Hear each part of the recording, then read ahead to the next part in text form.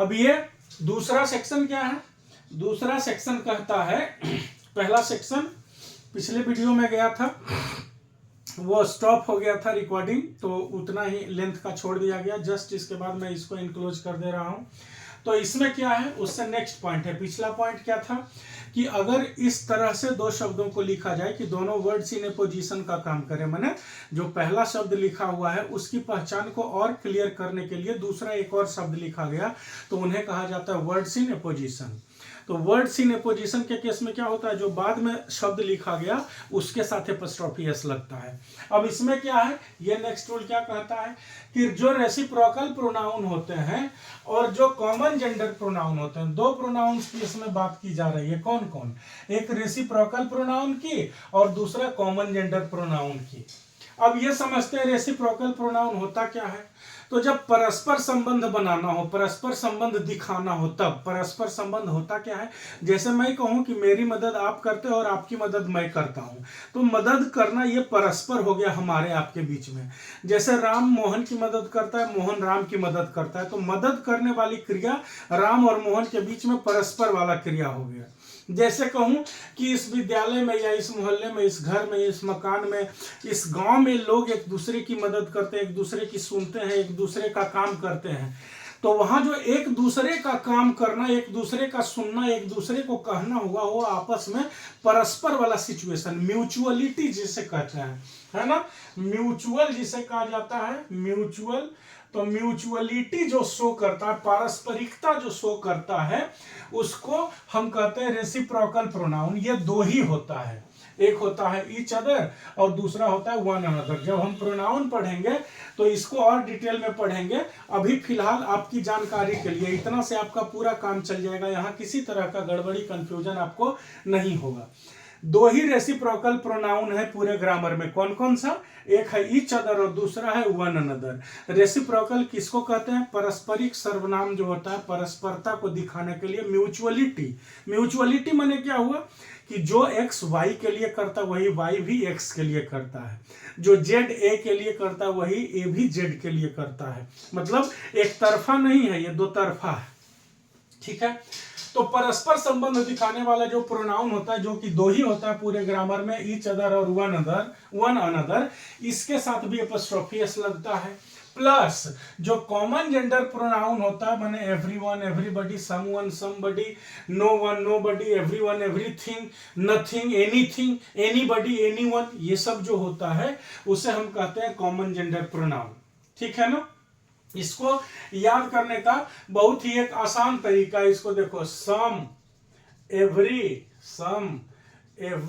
EVERY, any और no. अब इन तीनों में जोड़ दीजिए बॉडी, वन और थिंग। आई होप आप मतलब आप अच्छे से देख पा रहे होंगे। सम, एवरी, एनी, नो, ये चारों एक तरफ, और बॉडी, वन और थिंग, ये तीनों एक तरफ। ठीक है ना। अब जोड़िए somebody, someone, something, everybody, everyone, everything, anybody, anyone, anything, nobody, no one, nothing. ये पूरा होता है कॉमन जेंडर प्रोनाउन। ठीक है ना। दिख रहा है ना आपको आसानी से, वहां पे है सम, एवरी, एनी, नो, और इस तरफ है बॉडी, वन और थिंग। इन तीनों को, है ना, सम को भी तीनों के साथ जोड़िए, एवरी को भी तीनों के साथ जोड़िए, एनी को भी तीनों के साथ जोड़िए और नो को भी तीनों के साथ जोड़िए। तो जितने शब्दों का निर्माण हुआ वो सारे के सारे शब्द होंगे कॉमन जेंडर प्रोनाउन। ठीक है ना। तो कॉमन जेंडर प्रोनाउन के साथ और रेसिप्रोकल प्रोनाउन, इन दोनों प्रोनाउंस के साथ एपोस्ट्रोफी एस का यूज होता है। कैसे? अगर लिखना होगा कि राम और श्याम एक दूसरे की समस्या को समझते हैं, जानते हैं, मतलब राम की समस्या को श्याम जान रहा है और श्याम की समस्या को राम जान रहा है, तो यहां पे हम क्या लिखेंगे? Ram and Shyam know each others problems. यहां पे क्या लिखा हमने? ईच अदर, और इसमें एपोस्ट्रोफी एस यहां पे लगाया है। तो ये हो गया रेसिप्रोकल प्रोनाउन में एपोस्ट्रोफी एस का यूज। राम और श्याम के लिए परस्परिकता दिखाने के लिए क्या यूज किया गया? Each other. ध्यान रखिएगा, दो नाउन की जब बात हो तो हम ईच अदर लिखते हैं, दो से ज्यादा नाउन की बात हो तो वन अनदर लिखते हैं। अब कहीं पे आपको वी लिखा हुआ रहेगा, कहीं पे आपको दे लिखा हुआ रहेगा, कहीं पे प्लेयर्स लिखा हुआ रहेगा, तो वहां पे ईच अदर भी लिख सकता है, वन अनदर भी लिख सकता है। क्यों? क्योंकि दो रहेगा तो भी प्लूरल है, तो प्लेयर्स लिखेगा, स्टूडेंट्स लिखेगा, बॉयज लिखेगा। और दो से ज्यादा भी रहेगा तो भी वही लिखाएगा प्लूरल में, क्योंकि प्लूरल तो दो में ही हो जाता है, एक से ज्यादा हुआ तो प्लूरल हो गया। तो दो भी प्लूरल और दो से ज्यादा भी प्लूरल, तो कैसे पहचानेंगे कि ईच अदर लगेगा कि वन अनदर लगेगा, है ना? तो आप ध्यान रखिएगा सेंटेंस के ऊपर। मान लीजिए क्लास के बच्चों की बात कर रहा है, तो क्लास में दो ही बच्चा होगा, यह है संभव। अब कहेगा किसी स्कूल में, किसी मीटिंग में, किसी सभा में, किसी ग्राउंड में, कहीं पे भीड़ में, कहीं पे कोई टीम में, तो वहां भी प्लेयर्स लिखेगा, वहां भी बॉयज लिखेगा, वहां भी चिल्ड्रन लिखेगा, लेकिन वहां पे दो की बात नहीं हो रही है। उतने बड़े जगह को मेंशन करने का, दिखाने का, कहने का, बताने का मतलब ही है कि आप समझ लो कि दो से ज्यादा की बात हो रही है। और अगर वी लिखा हुआ है, दे लिखा हुआ है, तब तो यहां भी दो रहेगा या दो से ज्यादा रहेगा, दोनों केस में प्लूरल में यही लिखेंगे। तो इसमें भी ध्यान रखिएगा, यहाँ यू भी लिखा हुआ रहेगा, जो तीनों प्लूरल वाला है। कौन? फर्स्ट पर्सन में वी, सेकेंड पर्सन में यू और थर्ड पर्सन में दे। तो इन तीनों को हम दो के लिए भी लिख सकते हैं, दो से ज्यादा के लिए भी।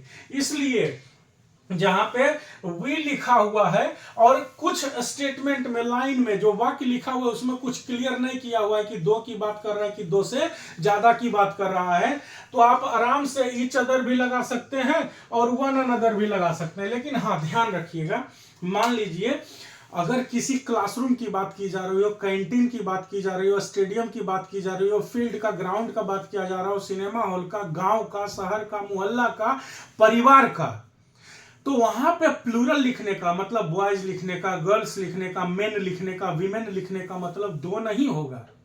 हालांकि हम वीमेन माने दो भी हो सकता है, क्योंकि दो भी प्लूरल होता है, लेकिन जब परिवार की बात होगी, गांव शहर नगर की बात होगी, टीम की बात होगी, भीड़ की बात होगी, दर्शक की बात होगी, तब हम दो नहीं मानेंगे। तब दो से ज्यादा में क्या यूज होता है? One another.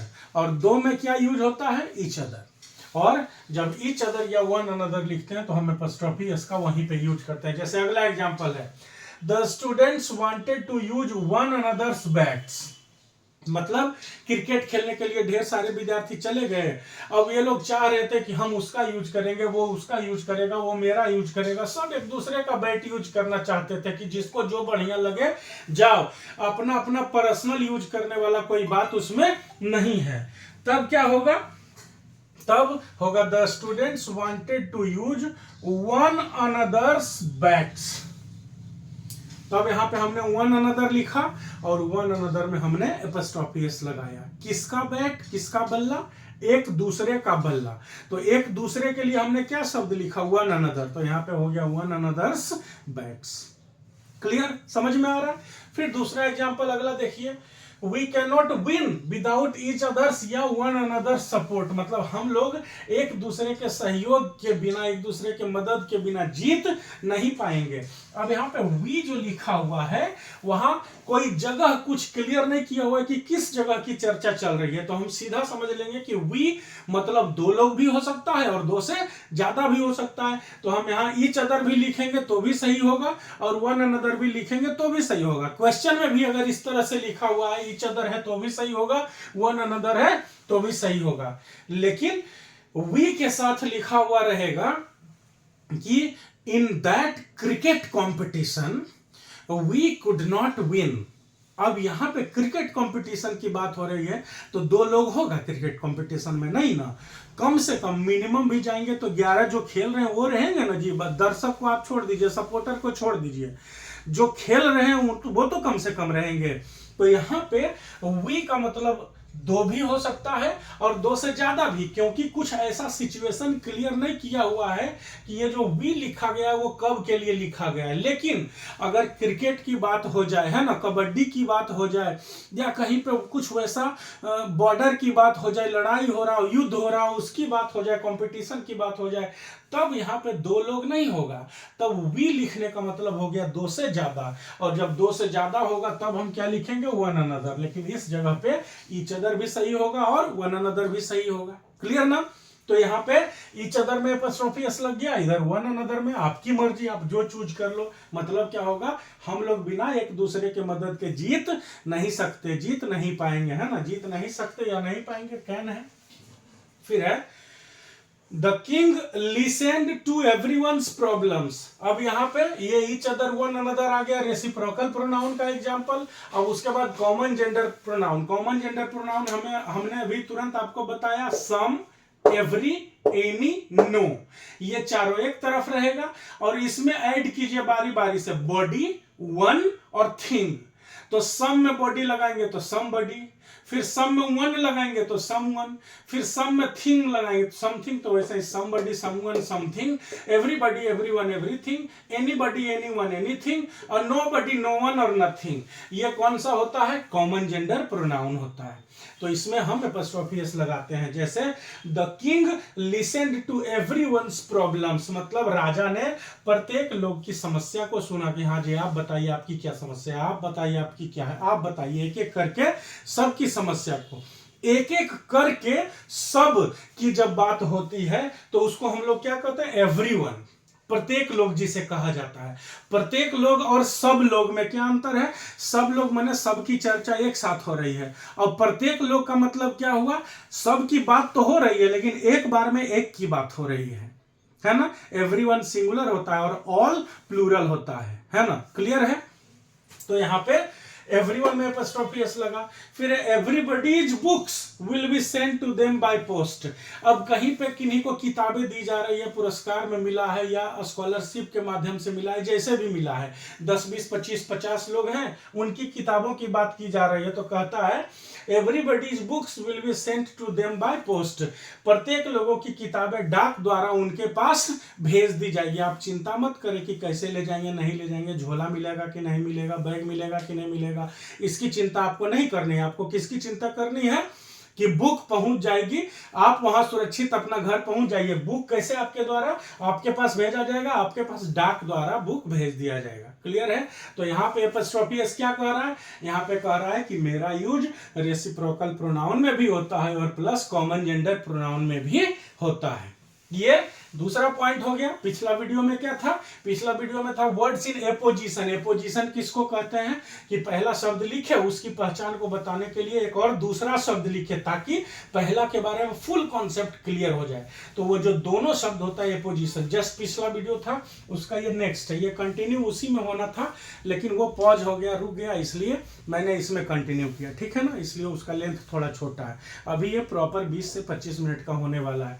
अभी एक दूसरा जाएगा, अभी ये पहला स्लाइड हो गया, अब दूसरा स्लाइड में हम लोग नेक्स्ट यूज पढ़ते हैं, उसके बाद इस वीडियो को स्टॉप करेंगे, ठीक है ना। ओके, अब दोस्तों इस स्लाइड में क्या है कि अगर कोई भी कॉमन जेंडर प्रोनाउन लिखा रहे, अभी जस्ट हमने आपको बताया कॉमन जेंडर प्रोनाउंस क्या है, तो सम, एवरी, एनी, नो एक साइड में लिखिए, दूसरे साइड में लिखिए body, one thing, somebody, someone, something, everybody, everyone, everything, nobody, no one, nothing, anybody, anyone, anything। Combination से इतना बनेगा तो वो सारे के सारे कहलाते हैं कॉमन जेंडर प्रोनाउंस। तो कॉमन जेंडर प्रोनाउंस में क्या होता है, ये एल्स का यूज अगर रहे, ये जो एल्स माने बाकी जो लिखा होता है हिंदी में, एडजेक्टिव में एल्स का यूज तो और ज्यादा इंपॉर्टेंट हो जाता है, खैर वो एडजेक्टिव में बात होगी। तो अगर कॉमन जेंडर प्रोनाउन में एल्स लगा रहे, एल्स लगता क्यों है, क्या होता है, एल्स का मतलब होता है जिसकी चर्चा कर रहे हैं उसको छोड़ के बाकी सब, है ना। जैसे लिखा हुआ रहेगा समवन एल्स, माने किसी और की, किसी और की मतलब जिससे हम कह रहे हैं उसकी नहीं। जैसे कहेंगे this that is someone else's car, मतलब that car is not mine, that is someone else's car, मेरी नहीं है, किसी और की है, मेरी नहीं है। लिखा हुआ है nobody else's life is as simple as yours, मतलब तुम्हारी जीवन जितनी सादी है, जितनी अच्छी है, जितना सिंपल है, सरल है, उतना बाकी किसी और का जीवन अच्छा नहीं है। तो मतलब एल्स का यूज किस लिए कहते हैं, एल्स माने बाकी वाले सेंस में कि बाकी अन्य जितने भी है दूसरे। तो अगर nobody, someone, somebody, anything, anybody ये सब में एल्स लगा हुआ रहे तब हम नोबडी और समबडी में एपॉस्ट्रोफी नहीं लगा के किस में लगाते हैं, एल्स में। हमने अभी क्या पढ़ा, जस्ट पिछला स्लाइड में क्या था कि जितने भी कॉमन जेंडर प्रोनाउंस हैं, someone, somebody, everyone, everybody, no one, nobody, anyone, anybody, anything, ये जो है इसमें एपोस्ट्रोफी एस का यूज होता है। लेकिन अगर उसमें एल्स भी साथ में जुड़ जाए तब क्या होता है, तब हम एल्स में एपोस्ट्रोफी एस का यूज करते हैं। इन सारे प्रोनाउंस में एपोस्ट्रोफी एस का यूज नहीं करते हैं। यहाँ पे someone else's car, that is someone else's car, इसको else's पढ़ेंगे, that is someone else's car, वह किसी और की गाड़ी है। nobody else's life is as simple as yours, मतलब बाकी किसी का जीवन आपके जीवन जितना सरल नहीं है। अगर लिखा हुआ होगा your brother's answers are better than anybody else's, your brother's answers are better than anybody else's, मतलब बाकी किसी और का जो जवाब है उसके जवाब से तुम्हारे भाई का जवाब बेहतर है ना। लिखेंगे your house is better than anybody else's, your house is better than anybody else's, मतलब बाकी कोई और किसी का भी घर लीजिए, उनका घर आपके घर जितना बढ़िया नहीं है, आपका घर बाकी किसी के भी घर से बेहतर है। तो जब एल्स लग जाए, somebody, someone, anybody, anyone, everybody, everyone, इन सब चीज में, तो हम उनमें इनमें एपोस्ट्रोफी एस नहीं लगा के किस में लगाते हैं, एल्स में लगाते हैं।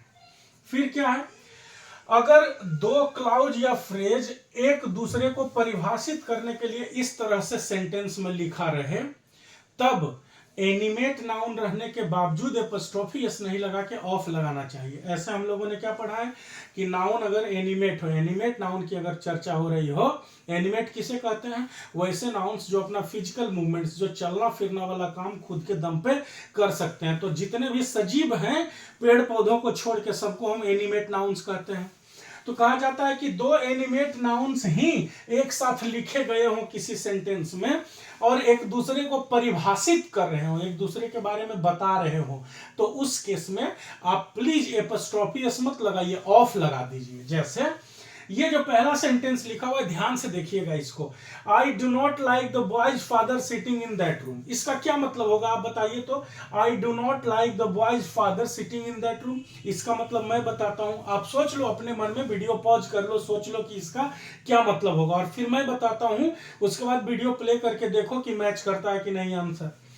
तो I do not like the boys father sitting in that room का मतलब होगा कि मैं उस लड़के के पिताजी को पसंद नहीं करता हूं जो लड़का रूम में बैठा हुआ है। कहने का असल मतलब ये है, कहना मैं ये चाहता हूं कि मैं उस लड़के के पिताजी को पसंद नहीं करता हूं जो लड़का रूम में बैठा हुआ है, माने जो लड़का रूम में बैठा हुआ है उसके पिताजी को मैं पसंद नहीं करता हूं। ये मेरे कहने का इच्छा है, मैं ये कहना चाहता हूं। और उस बात को अगर मैं इस तरह से लिख दूं, I do not like the boys father sitting in the room, तो क्या हो जाएगा, मैं उस लड़के के पिता को पसंद नहीं करता हूं जो पिता रूम में बैठा हुआ है। गलत हो जाएगा। कहने की क्या इच्छा थी मेरी कि जो लड़का उस रूम में बैठा हुआ है उसके पिताजी मुझे अच्छे नहीं लगते हैं, लेकिन इसका मतलब क्या हो जाएगा कि उस लड़का के पिताजी जो कि रूम में बैठे हुए हैं, पिताजी रूम में बैठ गए इस बार, उन्हें मैं पसंद नहीं करता हूं। गलत हो गया ना एक्सप्रेशन। तो ऐसे में हमें ये जो boys father sitting in the room लिखा हुआ है, लिखना चाहिए था I do not like father of the boy sitting in the room, माने जो लड़का रूम में बैठा हुआ है उसके पिताजी को। तो यहाँ बॉयज फादर नहीं लिखे, फादर ऑफ द बॉय लिखेंगे। I have seen mister Bachchan films who is a great actor. अब अगर मेरी कहने की यह इच्छा हो कि मैंने बच्चन साहब की फिल्म देखी है जो कि बहुत अच्छे, बहुत महान कलाकार हैं, मेरी ये कहने की इच्छा है, और मैं इंग्लिश में बोलूं इसको इस तरह से, I have seen mister Bachchan films who is a great actor, तो इसका मतलब क्या होगा जानते हैं कि मैंने मिस्टर बच्चन की फिल्में देखी हैं जो कि महान कलाकार हैं। कौन? फिल्में। इस लाइन के हिसाब से फिल्म महान कलाकार हो जाएगा, जबकि महान कलाकार कह किसको रहा हूं मैं? मिस्टर बच्चन को, बच्चन साहब को। तो हमें असल में लिखना कैसे चाहिए था? I have seen the films of mister Bachchan who is a great actor. मैंने उन बच्चन की फिल्म को देखा है जो महान कलाकार हैं। बच्चन महान कलाकार हैं, उनके फिल्म्स महान कलाकार नहीं हैं। तो अगर इस तरह का एक दूसरे को परिभाषित करने वाला दो नाउन आसपास में लिखा हुआ रहे तो हम एपोस्ट्रोफी एस का यूज नहीं करके ऑफ लगा देते हैं, ताकि सही सही अर्थ कन्वे हो सके, मतलब दूसरे के दिमाग में असल में वही बात जाए जो हम बोलना चाह रहे हैं, कुछ उटपटांग नहीं चला जाए। इस केस के लिए कहा गया है कि यहाँ पे ऑफ लगा दीजिए प्लीज, एपोस्ट्रोफी एस का यूज नहीं कीजिए, हालांकि यहां ये एनिमेट नाउन है। क्लियर? फिर कहता है कि लगातार दो शब्द इस तरह से लिखे रहे, ध्यान से देखिएगा, ये आखिरी रूल रहेगा एपोस्ट्रोफी एस का। इसके बाद इट के साथ क्या होता है, इट्स में इट इज होता है, बस 1 मिनट का टाइम लगेगा, वो खत्म हो जाएगा। लगातार दो शब्द अगर लिखे रहे तो दोनों को एक दूसरे से जोड़ने के लिए एपोस्ट्रोफी एस नहीं लगाइए। जैसे कहता है योर फ्रेंड्स सिस्टर्स मदर, आप कहना चाहते हैं जैसे आपके दोस्त हो, आपका दोस्त का नाम हो राम, अब राम की कोई बहन है, मौसेरी बहन हो, चचेरी बहन हो, जो भी हो, तो आप कहिएगा कि तुम्हारा दोस्त जो राम है उसकी जो बहन है, वो चचेरी बहन से जो हम लोग मिले थे, बातचीत किए थे, उसकी माँ तो कवियत्री है, कविता लिखती हैं। तो आपके दोस्त के बहन की माँ है ना, आपका दोस्त राम, राम के बहन मौसेरी चचेरी फुफेरी जो भी हो, कहे अपनी बहन, तो फिर राम की माँ भी हो जाएगी। इसलिए तो राम आपका दोस्त हुआ, तो आपके दोस्त के बहन की माँ, ऐसा अगर लिखना है तो योर फ्रेंड्स सिस्टर्स मदर ऐसा लिखेंगे तो गलत हो जाएगा। लगातार दोनों शब्दों में एपोस्ट्रोफी एस का यूज ना करें। क्या करना होगा, तो एक में ऑफ लगा दीजिए और दूसरा में एपोस्ट्रोफी एस लगाइए। क्या लिखेंगे, mother of your friends sister, ये दोस्त की बहन हो गई, तो फ्रेंड्स सिस्टर हमने लिख दिया। अब फ्रेंड्स सिस्टर को एक साथ ले लिए और इनकी क्या, मदर, तो होगा mother of your friends sister. हम कह दें teacher of your friends brother, माने आपके दोस्त के भाई के टीचर, आपके दोस्त के भाई के टीचर, तो हम लिख दें योर फ्रेंड्स ब्रदर्स टीचर, तो गलत हो जाएगा। क्या लिखना पड़ेगा, teacher of your friends brother, आपके भाई माने आपके दोस्त के भाई का teacher, teacher of your friends brother, आपके दोस्त के भाई का टीचर। तो वहां पे एक जगह ऑफ लगाएंगे और दूसरा जगह एपोस्ट्रोफी एस लगाएंगे। ये वैसे टर्म्स मैंने आपको बताए हैं जो कहीं भी सिंपल तौर पर लिखा हुआ आपको कोई नॉर्मल जनरल बुक जो मार्केट का आप पढ़ते हो उसमें शायद नहीं मिले। मैं किसी तरह का दावा नहीं करता हूं, मैं कोई महान व्यक्ति नहीं हूं, बस जानकारी के आधार पे कह रहा हूं। मैंने जो देखा या देखता हूं आमतौर पे कि कहीं भी नोट्स में या कहीं भी आप जाते हो तो सिंपल सी बातें बता दी जाती है, और जहां टेक्निकली फंस रहे होते हैं विद्यार्थी, जहां हमेशा उनको कंफ्यूजन हो रहा होता है, वो बात को लिखा ही नहीं जाता, स्किप कर दिया जाता है। अब स्किप करने का कारण क्या होता है, उनका डाउट रह ही जाता है, ठीक है ना। इन सब चीजों को याद रखिए। अब एक लास्ट पॉइंट मैं बताना चाहूंगा, तो सामने ही क्लियर करता हूं, मैं ऊपर वाले को मिटा रहा हूं, ठीक है ना। इट के साथ होता है ना, ऐसे तो जैसे एपोस्ट्रोफी इसका यूज मैं ये कहना चाह रहा हूं कि इट वाले में हमेशा आप ध्यान रखिएगा, इट में ध्यान रखिए, इट के साथ एपोस्ट्रोफी एस लगाया जाता है तो ये संबंध दिखाने के लिए नहीं, ये इट इज का शॉर्ट फॉर्म होता है ना। जैसे कहना होगा इट्स राम, तो असल में ये क्या पढ़ेंगे, इसको इट इज राम पढ़ देते हैं, इट्स राम, इसका असल अर्थ क्या है, इट इज राम। क्लियर है ना। तो यहाँ पे इट के साथ जो एपोस्ट्रोफी एस लगा हुआ रहता है, इसका मतलब होता है इट के साथ इज, जैसे लिखा हुआ रहेगा दैट्स माइन, तो यहाँ पे दैट के साथ जो एपोस्ट्रोफी एस लिखा हुआ है, ये दैट का मतलब क्या हो गया, दैट इज, है ना। क्लियर है, समझ रहे हैं आप इस बात को। तो ये भी देखने में एपोस्ट्रोफी एस जैसा लग रहा होता है, लेकिन ये एपोस्ट्रोफी एस एक्चुअली नहीं होता है। ये दैट के साथ इज को, यहाँ पे इट के साथ इज को शॉर्ट फॉर्म में, है ना, शॉर्ट में संक्षेप में लिखने के लिए एपोस्ट्रोफी एस जैसा लगा दिया जाता है। लेकिन इट के केस में ध्यान रखिएगा कि अगर संबंध बताना होगा तो इट के साथ बिना एपोस्ट्रोफी का एस लगाते हैं। ध्यान से देखिए इसे, है ना। अगर कहा जाए कि वहां पे एक काली गाय है या एक काली गाय है, इसका दूध बहुत मीठा है, तब लिखेंगे there is a black cow and its milk is very sweet. Clear है ना, its milk is very sweet. तो ये वाला इट्स जो लिखा हुआ इसको गौर से देखिए, इसमें एपोस्ट्रोफी नहीं है। अब हिसिंग साउंड वाले में हमने आपको क्या बताया था कि हिसिंग साउंड में एपोस्ट्रोफी रहता है, एस गायब हो जाता है। यहां पे ध्यान रखिएगा, एस रहता है, एपोस्ट्रोफी गायब हो जाता है। किसमें? जब इट के साथ पोसेसिव केस हमें बनाना हो किसी का, तब कहेंगे एक हाथी जा रहा था, इसकी सूंड बहुत लंबी थी, या एक हाथी जा रहा है, मेरे सामने से एक हाथी जा रहा है, an elephant is going before me, passing beside me, या going in front of me, before my eyes, before the crowd, कहीं भी कुछ भी लिखना हो लिखेंगे इसका सूंड लंबा है, तो it's trunk is long. It's वहां पे बिना एपोस्ट्रोफी का रहेगा। क्लियर है?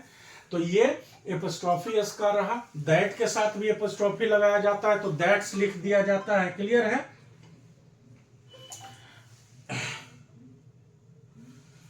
तो वहां पे ध्यान रखना पड़ेगा कि ये बिना एपोस्ट्रोफी का साइन का एस रहता है इट्स वाले में, रिलेशन दिखाने के लिए, और दैट वाला में, इट वाला में अगर एपोस्ट्रोफी एस लग जाता है तो इट इज या दैट इज होता है। ठीक है ना।